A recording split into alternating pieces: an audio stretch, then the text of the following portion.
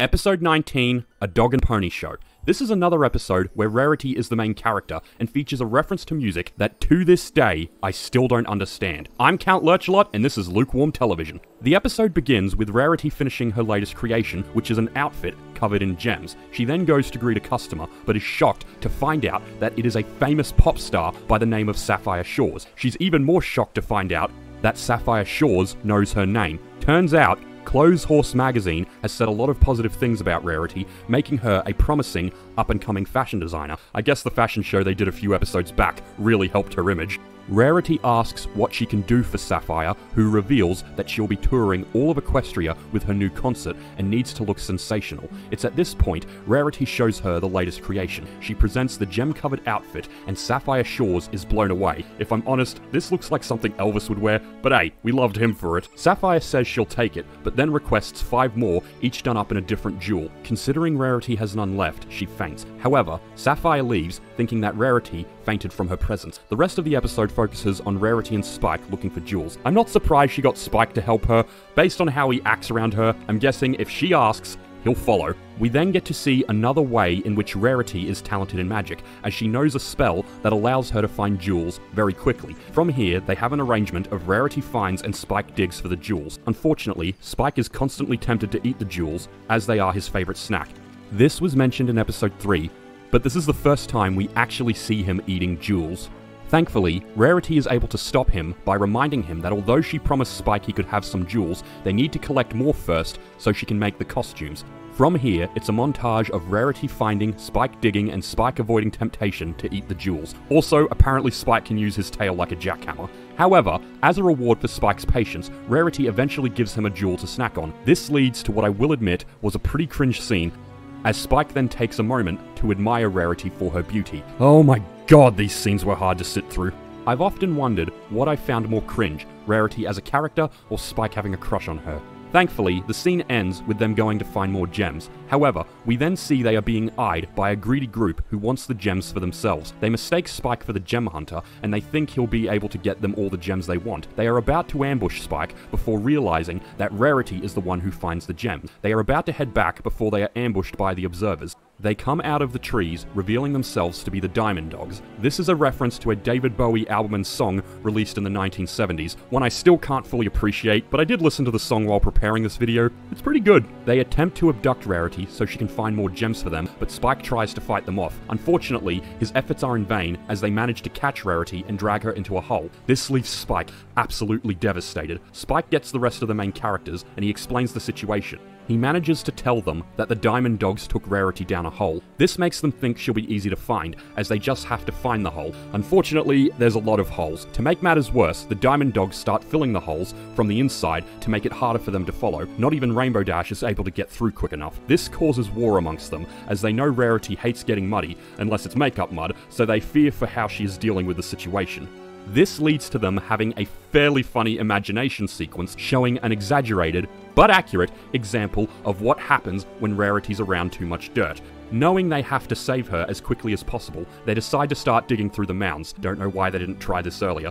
Unfortunately, every time they try to dig through, a Diamond Dog comes up and sabotages them. They also try to use this opportunity to attack the Diamond Dogs, but they are very quick and much better diggers. This doesn't surprise me. I feel paws would be a lot better at digging than hooves. We even get a fun scene of Applejack playing whack-a-mole with one of them. Nevertheless, they continue to fight, but the Diamond Dogs overwhelm them. This leads to another dream sequence of how they think Rarity is dealing with the Diamond Dogs. I'm actually enjoying these. They're very funny. Spike then has a decent idea of using the gem Rarity gave him to bait them out of the hole. This leads to another dream sequence, but unfortunately, it's not a funny one, it's a cringe one. Spike imagines himself as some brave dragon warrior who takes down the Diamond Dogs and rescues Rarity. I will admit though, I do like the scene where the Diamond Dogs use a dog whistle to summon more dogs. Unfortunately, the sequence is made even more cringe with Rarity being dressed up like a princess. Thankfully, it ends when Applejack brings Spike back to reality, and for those who have seen the end of the series, Applejack wasn't interested for a variety of reasons.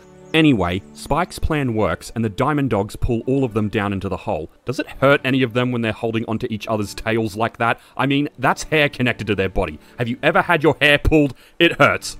Unfortunately, despite now being underground, they are no closer to finding Rarity. Thankfully, Spike deduces that they've likely taken Rarity down the tunnel with the most gems, and Spike also mentions the spell Rarity was using earlier, which Twilight has thankfully seen before and is able to replicate, allowing them to follow the trail of gems. We then finally come back to Rarity. She pleads with the dogs to let her go, but they call her their precious little pony that they're going to keep. Rarity asks what they want, and they tell her they want her to find gems. Rarity quickly finds some and marks the spot for them. Unfortunately, they then demand she dig for them. This of course doesn't work the way they want, as Rarity doesn't want to damage her hooves.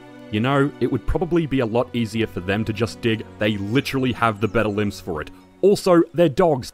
I can't tell you the amount of holes my family's dog dug while I was growing up. Eventually, the dogs lose their patience and just get other dogs to dig for the gems, but then they demand that Rarity pull the cart they used to store the diamonds. This leads to Rarity complaining more and more, driving the dogs insane. This is interrupted with the dogs telling her to search, but the longer she searches, the more she complains, and the more insane the dogs become. They complain that her whining is hurting their ears, but then she clarifies that she's just complaining, at which point she shows the difference between whining and complaining. She eventually annoys them into submission, and they promise they'll do anything for her if she stops. I do have to give Rarity applause here. She was using her power to complain and whine for the greater good, and they meant anything, as the next scene shows she has made them completely submissive. Unfortunately, the dogs start to question why they are doing this and then decide that dogs don't pull, ponies pull.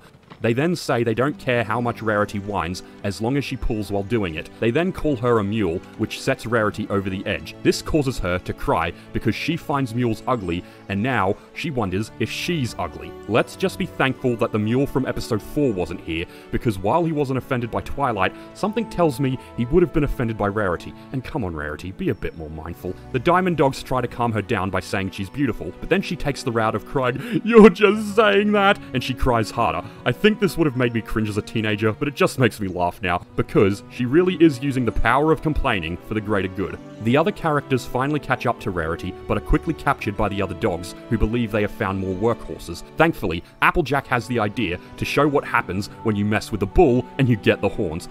They then hear commotion coming from a nearby door, which leads to probably my favorite bit of the episode, where Spike tries to live his fantasy and treats Twilight like an actual horse. Thankfully for him, Twilight was willing to be accommodating, but the look on her face is priceless. They burst through the door, demanding they release Rarity, but at this point, the Diamond Dogs have been driven so insane that they full-on demand they take Rarity back. Rarity says hello to them, but then just says that they arrived just in time to help her. They ask what she means, and she's referring to multiple carts full of jewels. Spike is amazed they are letting her leave with all the jewels, but the Diamond Dogs are just like, take them and take her with you. As they leave with the jewels, Rarity reveals that she was leading them on the whole time, and that it was always her plan to annoy them into submission. And she says it herself. She might be a lady, but that doesn't mean she can't handle herself in a sticky situation. Twilight then reveals that she learned a lesson from Rarity. Just because someone is ladylike doesn't mean she's weak, and that by using your wits, you can outsmart and outshine anyone. They then return to finish the outfits for Sapphire Shores, but Rarity just hopes Spike doesn't eat all the gems along the way. This was a fun episode in my opinion, and I believe it showed Rarity in a really positive light, as she showed that just because she's a sophisticated, ladylike pony doesn't mean she can't handle herself in a bad situation. She literally used the skills at her disposal to outwit and defeat her enemies, which allowed her to come out of her situation unscathed. I think she could have toned down the insults against the mules though, because they exist in this universe, and you should be happy none were around to hear what you said. Thanks for watching, please like and subscribe, and I'll see you at the next review.